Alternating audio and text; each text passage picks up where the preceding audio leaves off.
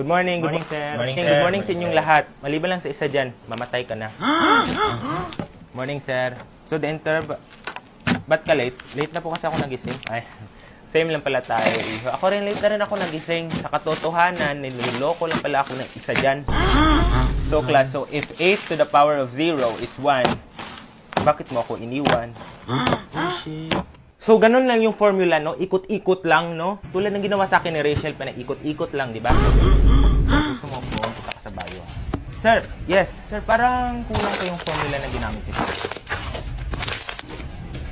Ay, sinadya ko yan, iho, kinulang. Kasi dati kasi, sumobra ako eh. Sobra ko siyang minahal. Tapos hindi niya ako pinahalagahan. Okay, class. So, next time, ayusin yung pagpili ng formula, ha? Siguraduhin nyo na yung pinili nyo ay hindi kayo gagamitin, hindi kayo lolokohin, hindi kayo ipapaikutin, mamahalin kayo, hindi kayo lolokohin. Di ba, Rachel? Miss Rachel, please stand up. I have a question. So, if we use this formula, 9x equals b squared. Now, the question is, mahal mo pa ba ako?